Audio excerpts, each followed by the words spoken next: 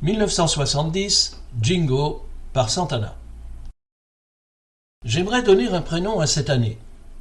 Le prénom de celle dont j'étais alors époustouflamment amoureux, Claude. Je l'ai rencontrée au théâtre, ou plus exactement, dans un bistrot au sortir du théâtre. Dans un roman du XIXe siècle, le bistrot serait remplacé par le foyer du théâtre, mais je suis né au milieu du XXe. Dommage. Le théâtre, c'était le théâtre de Paris, rue Blanche. La pièce, Le Gardien, d'Harold Pinter, avec Jacques Dufilot et deux autres comédiens dont j'ai oublié l'identité. Le bistrot, c'était le Royal Trinité, face à l'église du même nom. J'ai un souvenir tellement précis de cette réunion, qui s'est pourtant déroulée il y a plus de 50 ans, que je pourrais décrire la disposition de la table, nommer les participants, et même reproduire certains de nos propos. Mais je m'en voudrais de vous infliger ce pensum. Nous étions quelques élèves de terminale à être montés de Bondy à Paris, accompagnés par notre professeur de français pour aller voir cette pièce. Parmi ces élèves, Marilyn, que sa sœur, alors en seconde, dans le même établissement que nous, avait accompagnée. Sa sœur s'appelait Claude. Elle avait à peu près ma taille, des cheveux très bruns et un signe particulier. L'arête de son nez, au lieu de monter en une pente régulière de 45 degrés environ depuis sa lèvre supérieure jusqu'à son point d'attache entre les deux yeux, qu'elle avait fort sombre, débutait sa course, suivant un pourcentage beaucoup plus important pour s'adoucir, à mi-parcours, au prix d'un mouvement sec. Il ne s'agissait pas de ce qu'on appelle couramment un nez busqué, qui implique une courbure convexe mais régulière, mais plutôt d'un nez cassé, un peu comme l'arborait le duc d'Urbino, tel que représenté par Piero della Francesca ou par Perughetti, ou plus près de nous, Serge Gainsbourg, avec par rapport à ces deux exemples une différence de taille, la taille précisément. Le volume du nez de Claude beaucoup plus petit par rapport à son visage. J'aimais beaucoup le nez de Claude, et les cheveux de Claude, et les yeux de Claude, et la voix de Claude, et la silhouette de Claude. J'aimais beaucoup son nez, et quand j'ai découvert l'étonnante phrase de Pascal à propos de celui de Cléopâtre, je n'ai pu faire moins que donner à celle que j'aimais ce nom de reine, d'autant qu'il commençait par les deux mêmes lettres que le sien, ce qui ne pouvait manquer de constituer un signe du destin.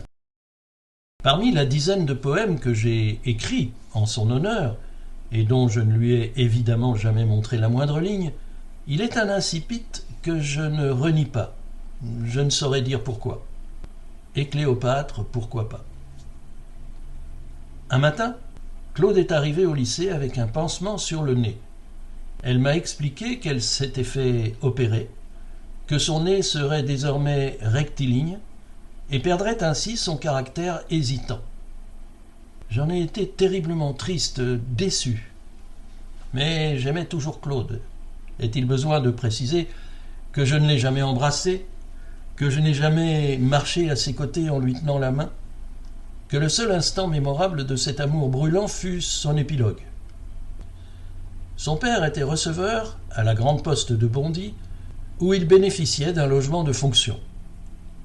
Je savais donc où Claude habitait. Une après-midi, j'ai eu plus de courage qu'à mon habitude, et je m'y suis rendu, dans l'espoir de la voir, de lui parler, de tout lui dire. Ce n'est pas elle qui m'a accueilli, c'est sa sœur. Les quelques pas dans la rue, ce n'est pas avec Claude que je les ai faits, mais avec Marilyn, qui m'a expliqué que Claude ne sortirait jamais avec moi, parce que ses parents ne le lui permettraient jamais, parce que je n'étais pas juif. En y repensant, aujourd'hui, j'ai du mal à admettre que ma mémoire ne me fait pas défaut, que ce que j'écris correspond à la réalité, que ces choses-là se passent ailleurs que dans les films. Le 28 septembre, j'écrivais un poème intitulé « Oublie enfin », acrostiche, dont la lecture verticale donnait « Anne et Claude, je vous ai oubliés ». Tu parles. En 1970, après l'obtention laborieuse de mon baccalauréat, j'ai passé mes dernières vacances familiales en Andalousie. à Almuñécar. Nous avons sans doute fait de nombreuses visites, mais je ne me souviens que de celle de Grenade. Nous y sommes allés 2 fois, tant ce lieu est magique.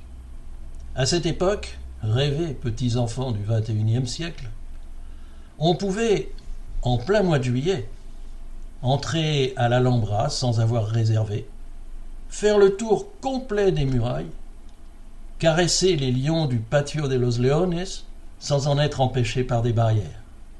Les touristes semblaient admirer davantage les calligraphies sculptées que leurs sourires niais captés par leur propre téléphone portable. Nostalgie, mélancolie. Ce furent mes dernières vacances avec mes parents, et j'en garde 1000 excellents souvenirs de promenades, de foot sur la plage, de nuits passées sur la terrasse de la location, de paellas sous des vélums tendus au-dessus d'une rue. Un grand souvenir de lecture également. Confiné 3 jours dans ma chambre pour cause de coups de soleil attrapés en jouant au foot torse nu, et dont je garde encore les cicatrices, je me suis acheté Le Procès dans une librairie vendant quelques ouvrages en langue étrangère, c'est-à-dire autre que l'espagnol. C'est un livre de poche, volume double, numéro 841-842, à couverture noire, agrémenté de dessins de Franz Kafka, que j'ai payé 62 pesetas. Il est encore dans ma bibliothèque. Ce roman est l'un de mes très grands chocs littéraires. J'avais une telle angoisse de le terminer, une telle envie de prolonger le bonheur de ma lecture, qu'à chaque fois que j'avais lu 2 pages, je revenais en arrière pour en relire une, afin d'alentir mon rythme. Quant au succès de l'année, c'est bien à Almuñécar que je l'ai découvert. Dans les rues, sur la plage, des haut-parleurs diffusaient de la musique, en particulier ce morceau, Jingo, de Santana.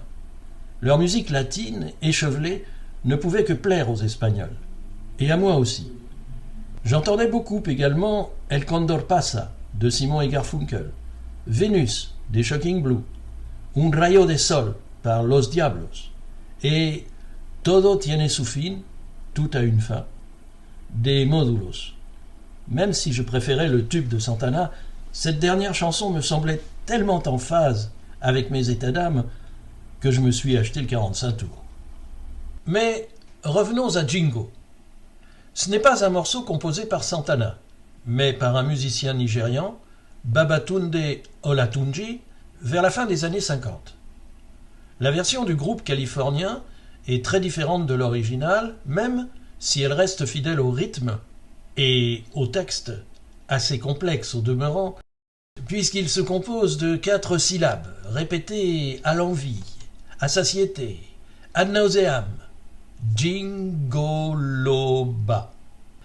Mais les collectionneurs de vinyles en possèdent peut-être une autre interprétation, datant de 1964, celle-là, et signée Serge Gainsbourg, dans son album Percussion. Cette version est beaucoup plus proche de celle du musicien nigérian, mais les paroles n'ont rien à voir. C'est du Gainsbourg pur jus, et ça s'appelle Marabout. Me faut-il ajouter, n'en déplaise aux inconditionnels du créateur de Melody Nelson, que celui-ci n'a pas jugé utile de mentionner le nom du compositeur sur la pochette de son disque, ce qui lui a valu, une vingtaine d'années plus tard, un procès, qu'il a perdu, pour non-respect de la législation sur les droits d'auteur. Au retour des vacances, j'ai travaillé pour gagner quelques sous. Qu'allais-je en faire? Acheter un instrument de musique. Lequel? Je n'en avais pas la moindre idée. Une guitare probablement, ou un piano, ou autre chose. Une après-midi, je suis allé avec maman chez Paul Becher, boulevard Beaumarchais. Nous en sommes revenus avec ma première batterie, dans laquelle est passée la totalité de mon salaire, elle coûtait donc 600 francs, de marque Gary, fabrication française. Sa couleur était bleu nuit rayé de bleu électrique, à moins que ce ne fût bleu électrique rayé de bleu nuit. Elle se composait d'une grosse caisse, un tom-tom, un tom-basse et une caisse claire tellement peu épaisse que les vis serrant les pots ne se faisaient pas face. Il y avait également une cymbale, dont le pied était planté directement sur la grosse caisse et bien sûr une pédale Charleston. Je crois me rappeler également que nous avons transporté l'objet, maman et moi, dans le métro puis dans le train de banlieue, bien que cela me semble improbable. Nous avons peut-être pris un taxi. Dans mon grenier, auquel j'accédais par ma chambre, j'ai installé cet instrument et un vieil électrophone. L'accord passé avec mes parents était que je pouvais jouer 3 heures par jour, à condition que ce ne soit jamais après 8 heures du soir. Je n'ai pris aucun cours, mais la batterie sur laquelle mon choix s'était porté par hasard est devenue une véritable passion. Je tentais de reproduire, ce que j'entendais. Mes premiers maîtres ont ainsi été Charlie Watts, Neil Smith, Jerry Shirley, John Densmore, puis plus tard John Bonham. Pour tous ceux qui n'ont pas pris l'habitude chaque matin de se brosser les dents avec du rock'n'roll, comme le préconisait Peter Wolf, le chanteur du J. Geils Band, je précise que ces batteurs œuvraient avec les Rolling Stones, Alice Cooper, Humble Pie, les Doors et Led Zeppelin. Au bout de 3 ans, j'étais capable de m'intégrer à un groupe et c'est ainsi qu'est né Andromède. J'y reviendrai. 1970, c'est l'année de Claude, certes, mais c'est surtout l'année de mon intronisation officielle et définitive dans le rock. Outre la batterie, c'est aussi l'achat de mon premier disque, et pas n'importe lequel. Un triple album contenant la musique du concert de Woodstock. J'en ai décoré les pochettes intérieures avec des photos découpées dans Rock et Folk, et j'ai gardé cette habitude pendant très longtemps. Si bien que la plupart de mes disques, je parle des vinyles, des vrais disques, de ceux qui occupaient une vraie place et avaient un vrai poids, et dont on pouvait lire les textes sur les pochettes sans avoir recours à une loupe, sont ainsi personnalisés avec des photos, des articles, des paroles. Et puis c'est aussi mon premier concert, les Rolling Stones évidemment, le 24 septembre au Palais des Sports de Paris. En réalité, ce n'est pas mon premier concert, mais seulement le premier que je me suis payé avec mon argent. Le véritable premier, c'est Claude François, en octobre 1964, à l'Olympia. Il y avait en première partie Michel Thor et Pierre Vassiliou, qui chantait une chanson dont le refrain, ô combien intellectuel, m'est resté. Toc toc toc, qui est là, qui frappe à ma porte, c'est la petite Charlotte qui vient chercher sa culotte. Il y avait aussi en vedette américaine Dionne Warwick, dont le succès attendu était Don't Make Me Over, adapté en français par les Surf, sous le titre T'en vas pas comme ça. Mais revenons au concert des Stones. J'y étais avec mon ami Michel. En première partie, ils avaient invité Buddy Guy et Junior Wells. J'étais alors bien trop béotien pour apprécier la chance que j'avais d'entendre ces deux-là. Les Stones ont joué 3 soirs dans cette salle et le premier soir, Eric Clapton est monté sur scène pour faire le bœuf. Moi, j'ai assisté au 3e concert, mais de toute façon, je n'avais alors jamais entendu parler d'Eric Clapton. Au fond, au-delà de la folle excitation que j'ai ressentie en me répétant que c'était bien les vrais Rolling Stones que je voyais et que j'entendais, j'ai été déçu par ce concert. Au début d'À l'ombre des jeunes filles en fleurs, Marcel Proust nous parle d'un sentiment voisin, éprouvé par le narrateur quand il va écouter la Berma. C'est le premier spectacle auquel il assiste, et il lui a fallu, pour avoir le droit de s'y rendre, l'intervention de M. de Norpois auprès de ses parents, inquiets des conséquences de cette soirée sur sa nature trop nerveuse. Fou d'enthousiasme, et plein d'une admiration anticipée pour la comédienne, il connaît évidemment par cœur le rôle qu'elle va interpréter, Phèdre, et a lu quantité d'articles qui lui permettent de pressentir sa diction, ses inflexions, jusqu'à ses attitudes scéniques. Pourtant, il ressort déçu du théâtre. Je n'avais éclaté en applaudissements qu'après un moment de vide, et comme s'il naissait non pas de mon impression même, mais comme si je les rattachais à mes idées préalables, au plaisir que j'avais à me dire « j'entends enfin la Berma ».